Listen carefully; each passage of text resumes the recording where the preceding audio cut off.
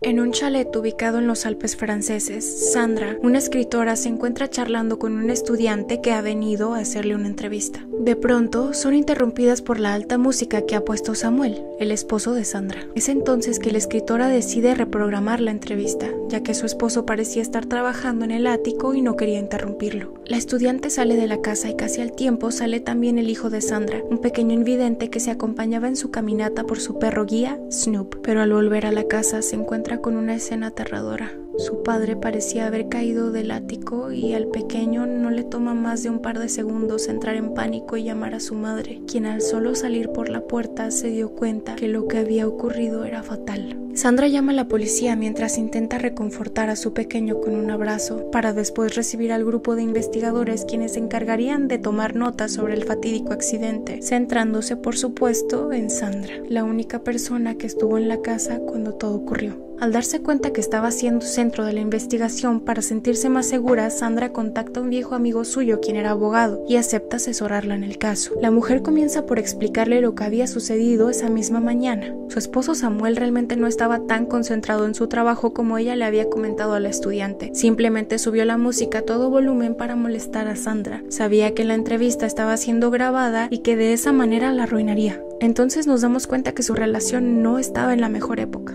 Sandra continúa trabajando sola y al terminar se dispone a tomar una siesta poniéndose unos tapones de oídos para poder dormir. Es entonces que su pequeño vuelve de la caminata y con sus gritos fue que despierta de nuevo. Al contarle esta historia al abogado y hacer una pequeña representación de la rutina de Samuel, quien siempre subía solo al ático, Vincent, su abogado, le dice que sería un poco complicado que las autoridades realmente lo consideraran un accidente y que había que ser muy consistente en el relato, ya que cualquier cabo suelto podría resaltar dudas ante el por qué ocurrió realmente la muerte de Samuel. Es ahí que Vincent también se da cuenta que Sandra tiene un golpe en el brazo que parece sospechoso, pero ella le explica que simplemente se golpea muy seguido con la encimera justo al salir de la cocina. Intentando revelar un poco más sobre la vida de Samuel, Sandra le comenta a Vincent varios días después que su esposo había intentado sufrir una sobredosis de aspirinas algunos meses antes y que tomaba antidepresivos, pero se lo dice por teléfono y ya que él se había ido, explicándole que su esposo terminó por devolver el estómago y fue ahí donde ella encontró las píldoras en su vómito.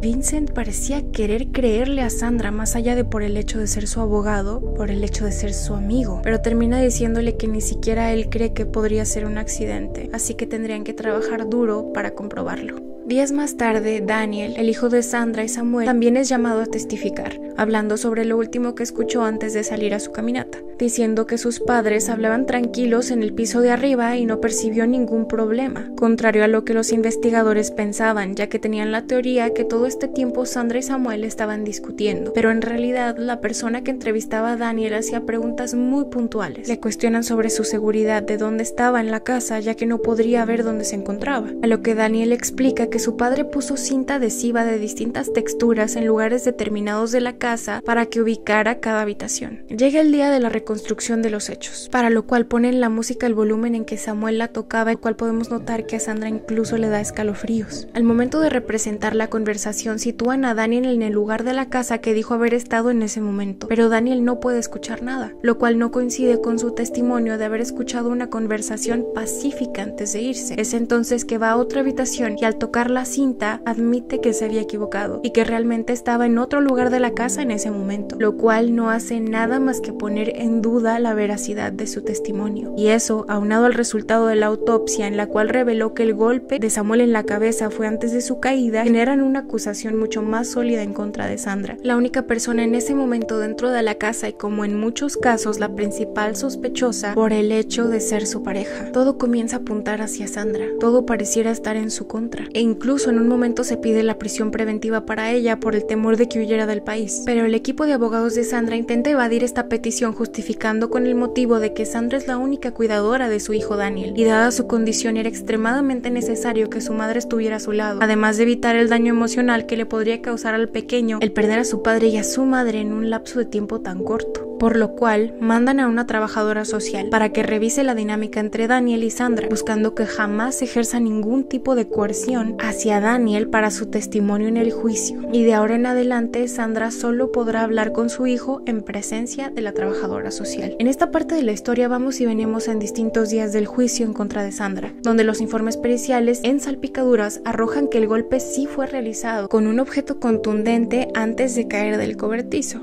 Después, la defensa refuta con el hecho de que el lugar del accidente estaba lleno de nieve, y en el transcurso de horas o incluso en minutos, todas las pruebas se dañaban al derretirse la nieve. Y además que mientras este objeto con el que golpearon a Samuel no apareciera, entonces esta teoría no podría ser comprobable. Las emociones de Sandra van cambiando más y más durante el transcurso de este proceso. Viaja al pasado en las conversaciones con su abogado para indagar más sobre su relación con su esposo, contando lo mucho que Samuel se preocupaba por el accidente de Daniel. Daniel no había nacido con esta condición. Cuando tenía 4 años tuvo un accidente donde perdió la vista. Ese día Samuel debía haberlo recogido de la escuela, pero llegó un poco tarde, lo que ocasionó que al estar solo Daniel cruzara la calle y una mujer terminara por arrollarlo, dañando su nervio óptico como resultado. Samuel siempre se culpó por no haber llegado a tiempo, y desde el momento del accidente él estuvo tomando antidepresivos. Un año transcurre desde el accidente de Samuel y el juicio continúa en pie. Se analiza la grabación de aquella estudiante que fue a entrevistar a Sandra el día que Samuel falleció, donde la fiscalía declaraba que toda la entrevista tenía connotaciones de coqueteo entre Sandra y la estudiante, además de agregar que Sandra había tenido una aventura con otra mujer unos meses antes, lo que dejó más en claro que su relación no estaba en el mejor momento. La fiscalía determina que las actitudes de Samuel eran por celos, lo que podría desencadenar la pelea entre la pareja, que terminaría con Sandra lanzando a Samuel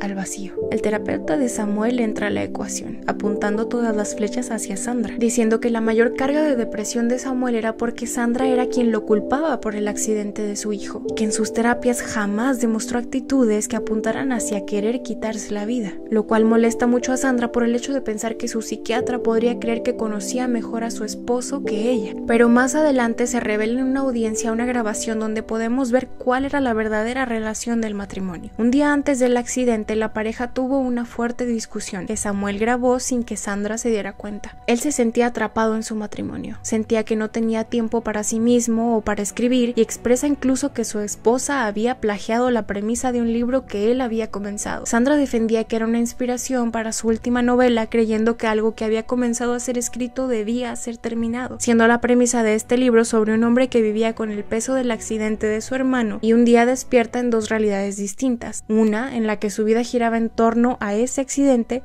y en la otra no. Y ella convirtió esas 27 páginas que Samuel tenía escritas en un libro entero. La grabación determina que hubo violencia, pero no se puede concluir bien por parte de quién. El día anterior, él le reprocha una infidelidad, y al día siguiente ella recibe una chica hermosa que justo cuando se va sucede el accidente de Samuel. Además, Sandra cambia su testimonio sobre los hematomas en su brazo, aceptando que fueron resultado de su pelea del día anterior, pero tenía miedo de que nadie le creyera. El fiscal observa el patrón de Sandra por escribir sus conflictos personales en sus novelas, e incluso compara que el quitarle la vida a su esposo podía haberse reflejado en uno de los personajes de la última novela que escribió, lo que Sandra refuta diciendo que como escritora en sus libros tenía todo tipo de personajes, y el hecho de escribir todas estas distintas personalidades no significaba que esas fueran sus inclinaciones. Hasta ese día, Daniel estuvo en cada una de las audiencias, a pesar de que en algún momento la juez quiso evitarle el dolor de escuchar todas estas historias, pero él se negó, llegando a un punto donde insiste en testificar antes de los argumentos finales. El fin de semana antes de esa audiencia donde iba a testificar, Daniel le pide a su madre que se vaya de la casa y lo deje solo con la trabajadora social, lo cual nos puede hacer pensar que el escuchar todos esos testimonios en el juicio hizo que le temiera a su propia madre, pero no.